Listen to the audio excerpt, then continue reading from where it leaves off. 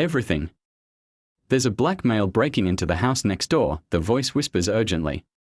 He's inside right now, going through their things. What the caller doesn't know, what she refuses to see, is that 16-year-old Marcus Thompson isn't breaking in.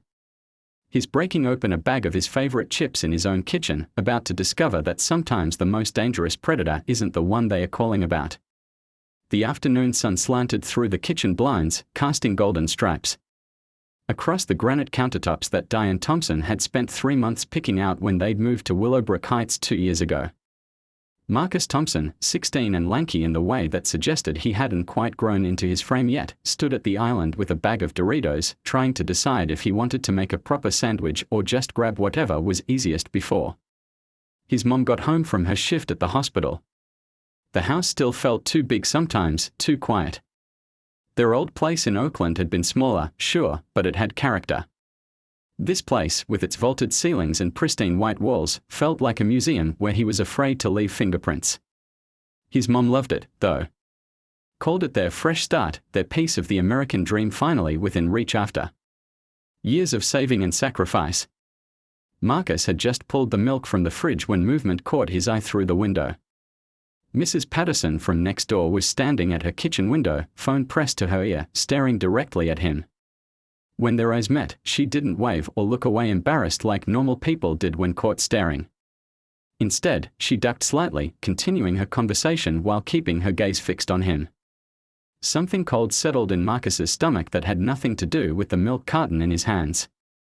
He'd seen that look before.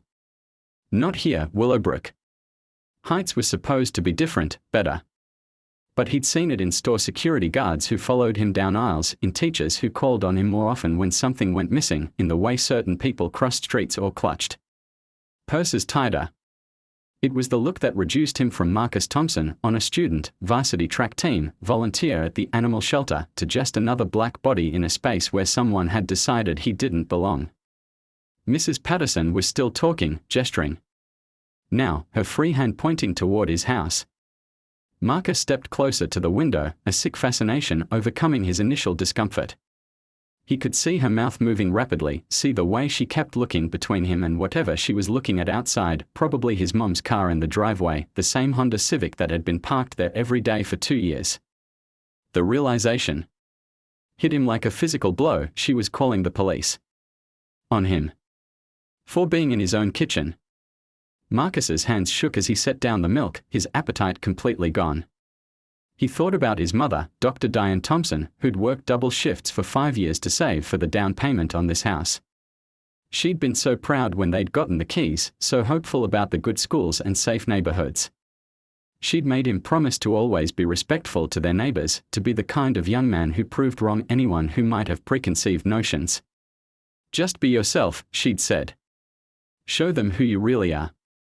But apparently, being himself, existing in his own space, eating his own food, was enough to be seen as a threat. Through the window, Mrs. Patterson had moved away from view, but Marcus could see her pacing in what looked like her living room, still on the phone. He wondered what she was telling them. What story she was spinning about the black teenager she'd decided was where he shouldn't be. Marcus pulled out his phone and called his mom, but it went straight to voicemail. She'd be in surgery for another 2 hours at least. His dad was deployed overseas for 6 more months. His older sister, Jasmine, was at Stanford, probably in class. He was completely alone. The front doorbell rang. The sound cut through the quiet house like a gunshot, making Marcus jump so hard he knocked over his glass of water. It spread across the counter in a small flood, dripping onto the hardwood floor his mother mopped religiously every Sunday. The bell rang again, followed by heavy knocking. Police. Open up. Marcus's world tilted. This was really happening. Mrs. Patterson had actually called the police because she'd seen him, a 16-year-old kid, in his own kitchen. His mind raced through everything he'd been taught: keep your hands visible, don't make sudden movements. Be polite, comply with instructions, don't reach for anything, don't argue, don't run. Don't be Marcus. Be whatever version of himself might survive the next few minutes. He walked to the front door on unsteady legs, his reflection catching in the hallway mirror as he passed. He looked exactly like what he was, a scared kid in a Lakers jersey and basketball shorts, with braces on his teeth and a constellation of acne across his forehead. Not a threat. Not a criminal. Just Marcus. Through the peephole, he could see two officers, a white woman with graying hair pulled back severely, and a younger black man whose expression Marcus couldn't read. There was a patrol car in the driveway behind his mom's Honda, and he could see Mrs. Patterson watching from her front porch, arms crossed, a satisfied expression on her face.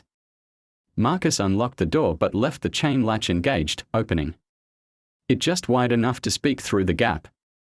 "Yes, officers. We got a call about a break-in in progress at this address," the female officer said, her hand resting casually on her service weapon. "We need you to step outside and show us some ID."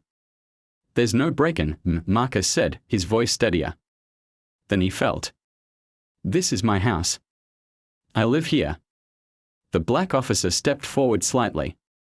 "Son, we just need to verify that. Can you step outside and show us some identification?" Marcus hesitated. Everything in him screamed that this was wrong, that he shouldn't have to prove his right to exist in his own home. But everything his mother had taught him said that being right wouldn't keep him safe. "Can I get my ID from inside?" he asked. "It's in my backpack in the kitchen." "No," the female officer said sharply. "Step outside first. Keep your hands where we can see them." Marcus closed his eyes for a moment, said a silent prayer, and unlatched the chain.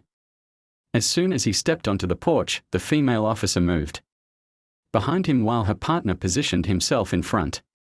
"Turn around, hands on the wall," she ordered. "I haven't done anything wrong," Marcus said, but he complied, placing his palms against the brick exterior of his home, the home his mother had dreamed of, worked for, sacrificed for. The pat-down was thorough and humiliating, performed in full view of neighbors who had begun to emerge from their houses, drawn by the flashing lights and the spectacle of police activity on their quiet street. Marcus could feel their eyes on him, could imagine what they were thinking, what stories they would tell their families at dinner about the dangerous criminal who'd been living next door all along. Mrs. Patterson was still on her porch, and when Marcus caught her eye, she didn't look away. There was something almost triumphant in her expression, as if she'd been proven right about suspicions she'd harbored for months. "It's clean," the female officer announced after checking his wallet. "Marcus Thompson, 16, this address." The black officer, whose nameplate read Johnson, studied the driver's license and then looked at Marcus with something that might have been sympathy. "Your house, huh?" "Yes, sir. My mom and I moved here 2 years ago. She's Dr. Diane Thompson. She works at Mercy General. She's in surgery right now, but you can call the hospital if you need to verify." Officer Johnson looked toward Mrs. Patterson, who had finally begun to look uncertain. "You want to tell us again what you saw?" Mrs. Patterson approached slowly, wrapping her cardigan tighter around herself. "I saw him through the window, going through the kitchen, opening cabinets and the refrigerator. I've never seen him before in my life. I thought the family was out. I haven't seen their car move all day." "Their car?" Officer Johnson gestured toward the Honda in the driveway. "You mean that car that's been sitting right there?" A flush crept up Mrs. Patterson's neck. "Well, I thought maybe he'd moved it, or..." "Mrs. Patterson," Marcus said quietly, "I've lived next door to you for 2 years. I help carry your groceries sometimes when I see you struggling. You gave my mom a casserole when we first moved in." The silence that followed was deafening. Marcus watched as recognition dawned on Mrs. Patterson's face, not recognition of him as a person, because that had never been the issue. Recognition of her mistake. Of what she'd done. Of what she'd become. Officer Johnson looked between them, his jaw tight. The female officer was already heading back to the patrol car, clearly wanting to distance herself from what was rapidly becoming an embarrassing situation. "Mrs. Patterson," Officer Johnson said, his voice carefully controlled, "this young man lives here. You called 911 to report a break-in, and it turns out you were reporting on a kid eating lunch in his own kitchen." "Oh. I didn't." Mrs. Patterson stammered, but the words died in her throat. Marcus felt a rage building inside him that was unlike anything he'd ever experienced. Not the quick anger of teenage frustration, but something deeper, more complex. The rage of being reduced to a stereotype. The rage of having his humanity questioned in the place that was supposed to be his sanctuary. The rage of knowing that this would never happen to his W. Mrs. Patterson stood frozen on the sidewalk, her face cycling through emotions like a broken traffic light: shame, confusion, fear, and something that might have been hope. The tears she'd been fighting finally spilled over, creating dark spots on her pale blue cardigan. "I can't," she whispered, wrapping her arms around herself. "After what I just did to you. I can't." Officer Johnson cleared his throat. "I think maybe you should consider the young man's offer. Seems like there's more to work out here than just a mistaken call." Marcus felt the weight of the moment, the eyes of neighbors still watching from windows and doorways, the police cars' lights still flashing red and blue across the pristine lawns of Willowbrook Heights. Part of him wanted to rescind the invitation, to let Mrs. Patterson live with her shame and go back inside to the safety of his own space.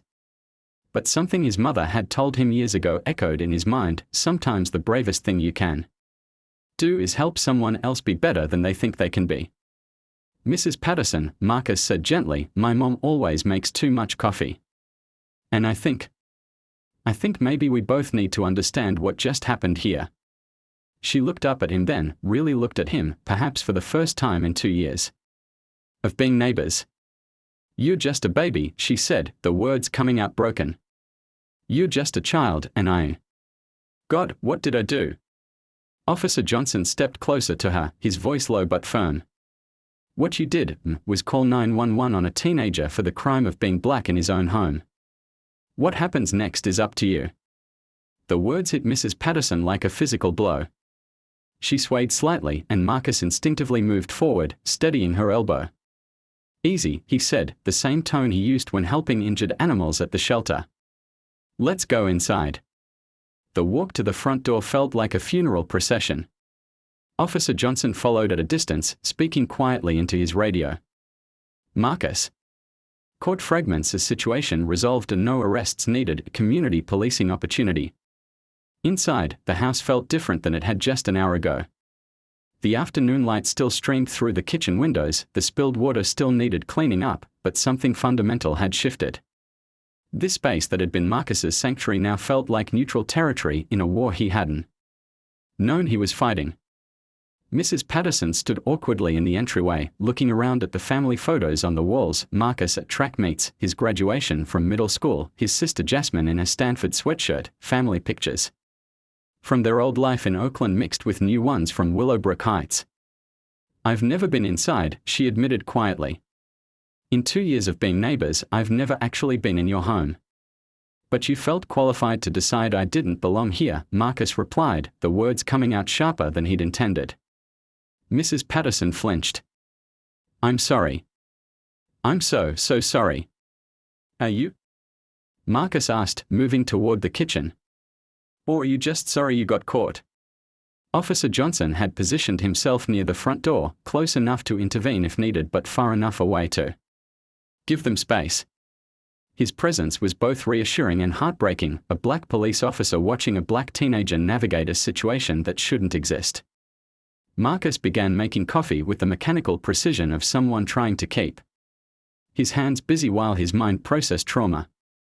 The simple routine of measuring grounds, adding water, pressing buttons felt like meditation, like a return to normalcy in a world that had suddenly revealed itself to be far more dangerous than he'd realized. "Why?" he asked finally, his back still turned to Mrs. Patterson. "I need to understand why you looked at me specifically, someone you've seen 100 times, and decided I was a criminal." Mrs. Patterson had taken a seat at the kitchen island, her purse clutched in her lap like a shield. "Oh. I don't know." "That's not good enough," Marcus said, turning to face her. "I was eating chips, Mrs. Patterson. Doritos. In my own kitchen. In the house my mother worked 16-hour days to afford. What about that looked criminal to you?" The silence stretched between them, filled only by the gurgling of the coffee maker and the distant sound of Officer Johnson speaking quietly into his radio. "You want the truth?" Mrs. Patterson finally said, her voice barely above a whisper. "The real truth?" Marcus nodded, though he wasn't sure he was ready for whatever was coming. I was scared, she admitted. Not of you specifically, but there have been break-ins in the neighborhood. 3 houses in the past month. And the descriptions? She trailed off, her cheeks flushing.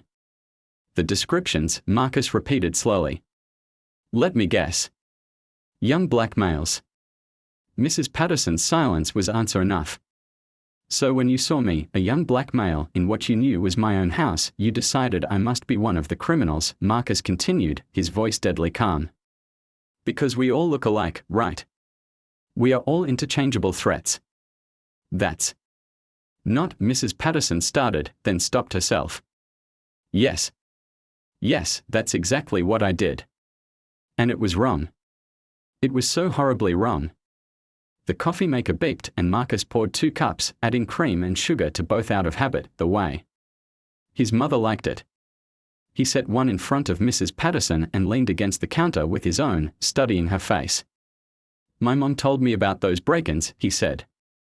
She was worried too. We got extra locks, a security system. But you know what never occurred to her? That her own son might be mistaken for one of the criminals. That living here, belonging here, wouldn't be enough to protect him. Mrs. Patterson wrapped her hands around the coffee mug as if trying to absorb its warmth. I watch too much news, she said. After Harold died last year, I've been so afraid all the time. Every sound, every shadow. I see danger everywhere. Harold was your husband. 43 years of marriage. He died of a heart attack in his sleep. Her voice broke slightly. I'd never lived alone before. I didn't know how to be afraid. The right way. Marcus felt something shift inside him, not forgiveness, exactly, but understanding. Fear, he realized, made people stupid. Made them dangerous. Made them see threats where there were none and miss real dangers hiding in plain sight. Mrs. Patterson, he said carefully, what you did today could have gotten me killed. The words hung in the air like a bomb with the pin pulled. Mrs. Patterson's face went completely white. You called the police on an unarmed black teenager, Marcus continued, his voice steady but relentless. Do you watch the news? Do you know what sometimes happens to people who look like me when police show up expecting a dangerous criminal? But Officer Johnson was so professional and you were so calm, because I've been trained to be calm, Marcus interrupted, his composure finally cracking. Do you know what that's like? Being 16 years old and having to rehearse how to not get shot by police. My mom made me practice. Keep your hands visible, don't make sudden movements, say yes sir and no sir, don't reach for anything, don't run even if you're innocent. She made me practice like other kids practice piano. Mrs. Patterson was crying openly now, ugly sobs. That shook her whole body. I didn't think. I never thought about. You didn't think about me as a person, Marcus said. You saw a category. A threat. A statistic from the evening news. Not Marcus Thompson who helps you with your groceries. Not the kid whose mom brought you soup when you had the flu. Not a human being with a family and dreams and a right to exist in his own space. The kitchen fell silent except for Mrs. Patterson's quiet weeping. Officer Johnson appeared in the doorway, his expression unreadable. Everything okay in here? Marcus looked at the older woman falling apart at his kitchen island, then at the police officer who looked like he wanted to be anywhere else in the world, then at his own reflection in the window, still just a 16-year-old kid in a Lakers jersey, but somehow aged beyond his years in the span of a single afternoon. Mrs. Patterson, he said quietly, I need you to understand something. This isn't about you feeling bad. This isn't about your guilt or your fear or your loneliness. This is about the fact that your assumptions could have ended my life today. She nodded through her tears, unable to speak. So what are you going to do about it? Marcus asked. How are you going to make sure this never happens again, not to me, not to any other kid who has the audacity to exist while black in a place where someone thinks we don't belong? Mrs. Patterson looked up at him, her face streaked with mascara, her carefully maintained suburban composure completely shattered. I don't know, she whispered. Tell me what to do. Please. It was in that moment that Marcus realized something profound and terrifying. Mrs. Patterson wasn't the real enemy. She was just a symptom, a product of a system that had trained her to see him as a threat from the day he was born. The real enemy was bigger, more complex, more deeply embedded in the fabric of society than one frightened widow in Willowbrook Heights. But if he could change one mind, maybe that was a start. First, Marcus said, "You're going to learn my name. Not just know it, but learn it. Marcus Thompson. I'm not the black kid next door or that boy from the house with the Honda. I'm Marcus." Marcus, she repeated, like she was memorizing it. Second, you're going to educate yourself. You're going to read about implicit bias and systemic racism and what it's really like to be black in America. Not because you want to feel better about what you did, but because you want to understand what you need. Dr. Diane Thompson stood in the doorway like an avenging angel in surgical scrubs, her presence filling the kitchen with an energy that made the air itself seem to vibrate. At 5'6", she wasn't particularly tall, but she carried herself with the authority of someone who had spent 15 years making split-second decisions that meant the difference between life and death.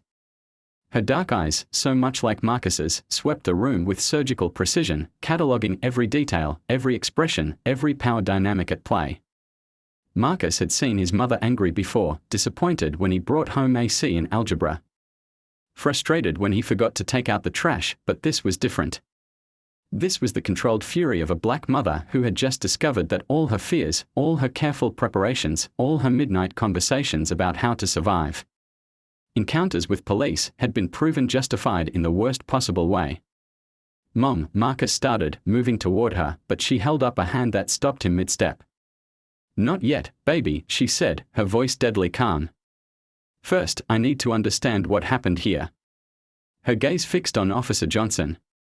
"Officer, I'm Dr. Diane Thompson. This is my son, and this is my house. I got a call at the hospital saying there were police cars in my driveway and my 16-year-old son was in handcuffs. So somebody needs to start talking, and they need to start talking now."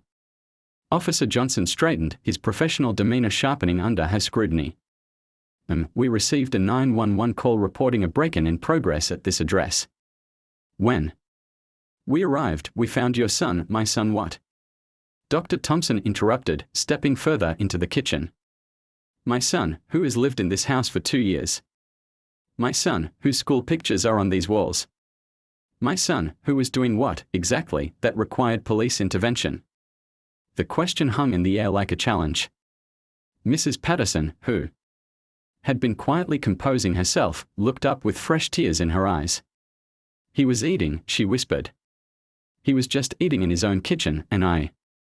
Her voice broke completely. Dr. Thompson's attention shifted to Mrs. Patterson with laser focus. "And you are?" "Patricia Patterson. I live next door, and I made a terrible mistake." "A mistake," Dr. Thompson repeated, the word dripping with contempt. "You called the police on my child for existing in his own home, and you're calling it a mistake." Marcus stepped between them, recognizing the dangerous edge in his mother's voice. "Mom, please. We were just talking. His mother's voice rose for the first time, and Marcus could see the cracks forming in her careful composure. "Marcus, do you understand what could have happened here? Do you understand that I could have come home to find my baby?" She stopped abruptly, her hand flying to her mouth as if to contain words too terrible to speak. The silence that followed was deafening. Everyone in the room understood exactly what she couldn't say, what statistic she was thinking about, what news stories had prepared her for this moment her entire life. Officer Johnson cleared his throat. "Ma'am, I want you to know that your son handled this situation with remarkable maturity. He was respectful, cooperative, and he shouldn't have had to be remarkable." Dr. Thompson exploded, her control finally snapping. "He should get to be a normal teenager who doesn't have to prove he's not a criminal in his own goddamn house." The profanity from his normally composed mother shocked Marcus more than anything else that had happened. Dr. Diane Thompson didn't curse. She gave stern lectures and disappointed looks and grounding sentences, but she didn't lose control. "Diane," Mrs. Patterson said quietly, using his mother's first name with a familiarity that surprised everyone. "I know you're angry, don't." Dr. Thompson's voice was ice. Don't you dare use my first name. Don't pretend we're friends. Don't act like you know anything about what I'm feeling right now. Mrs. Patterson recoiled as if she'd been slapped, but she didn't back down entirely. You're right. I don't know. But I'm trying to understand, are you? Dr. Thompson moved closer, her surgical training evident in the way she invaded personal space with calculated precision. Because understanding would have required you to see my son as a human being instead of a threat. Understanding would have meant recognizing the boy who helps you carry groceries, who says good morning when you're getting your mail, who has never done anything to make you afraid except exist while black in your neighborhood. Mom, she apologized, Marcus interjected. We talked, and she understands now. His mother whirled to face him, and Marcus saw something in her expression that broke his heart, disappointment. Not in Mrs. Patterson, but in him. Marcus, she understands now because she got caught. She understands now because a police officer is standing in our kitchen as a witness. She understands now because she has to live with the consequences of what she did. That's not fair, Marcus protested. People can change, baby, his mother said, and her voice was suddenly gentle, heartbroken. You are 16 years old, and you're already making excuses for the woman who could have gotten you killed. Do you know what that tells me? It tells me that I've failed you as a mother. The words hit Marcus like a physical blow. Mom, no, I have failed you, she continued, tears now streaming down her face, because I raised you to be so eager to see the good in people, so ready to forgive, so desperate to prove you're not a threat, that you're sitting in your own kitchen offering coffee to someone who just called the police on you for breathing while black. Mrs. Patterson stood up abruptly, her chair scraping against the floor. I should go. This is between you and your son, sit down, Dr. Thompson commanded, and the authority in her voice was absolute. Mrs. Patterson Saturday. You don't get to run away from this, Dr. Thompson continued. You don't get to slink back to your house and pretend this was just a misunderstanding. You called 911 on my child. You brought armed police officers to my home. You traumatized my son. You don't get to leave until we finish this conversation. Officer Johnson shifted uncomfortably. Maybe I should, Officer Johnson. Dr. Thompson said without taking her eyes off Mrs. Patterson, you're welcome to stay or go as you see fit. But Mrs. Patterson and I have some things to discuss. Marcus watched his mother with a mixture of awe and fear. This was Dr. Thompson in full surgeon mode, decisive, unflinching, willing to cut away diseased tissue to save the patient. He just wasn't sure who the patient was in this scenario. Patricia, his mother said, sitting down across from Mrs. Patterson with deliberate calm. Tell me about the other times. Other times? Mrs. Patterson looked confused. The other times you've called the police on black people. Because this level of comfort with weaponizing law enforcement doesn't just happen once. This is learned behavior. Mrs. Patterson's face went pale. There haven't been other times. Not exactly. Not exactly, Dr. Thompson repeated. What does that mean? I've called about suspicious activity before, Mrs. Patterson admitted reluctantly. There was a man walking through the neighborhood last month who didn't look like he belonged how? He was black, and he was looking at houses, and there had been those break-ins, and it turned out he was a realtor showing properties to a client. Mrs. Patterson's voice was barely a whisper. And before that, there was a teenager, maybe 2 months ago, who was sitting in a car on our street. I thought he might be casing houses, let me guess. Also black. Mrs. Patterson nodded miserably. He was waiting for his girlfriend to get off work. She lives 3 houses down. Dr. Thompson leaned back in her chair, and Marcus could see her processing this information with the same methodical approach she used to diagnose complex medical cases. So what we have here, she said slowly, is a pattern. A pattern of you seeing black people in our neighborhood, a neighborhood where black families live, where black people have every right to be, and immediately assuming criminal intent. I was scared, Mrs. Patterson said desperately. I told Marcus, I've been so scared since Harold died, and I'm sorry for your loss, Dr. Thompson said, and Marcus could hear that she genuinely meant it. Losing a spouse is devastating, and fear is a natural response to that kind of trauma. But Patricia, your fear doesn't give you the right to terrorize other people's children. Your grief doesn't justify calling the police on people whose only crime is existing while black. Mrs. Patterson was crying again, but Dr. Thompson pressed on relentlessly. Do you know what I was doing when I got the call about police cars in my driveway? She asked. I was removing a brain tumor from a 7-year-old girl. A little black girl whose parents brought her to me because I'm one of the best pediatric neurosurgeons in the state. I save lives, Patricia. I spend my days fighting death itself, and I'm damn good at it. She paused, letting the weight of her words settle. But none of that mattered today, did it? My medical degree, my reputation, my service to this community, none of it protected my son from your assumptions. Because when you looked at him, you didn't see Dr. Thompson's boy. You didn't see the kid who volunteers at the animal shelter, or runs track or dreams of becoming an engineer. You saw a stereotype. You saw a threat.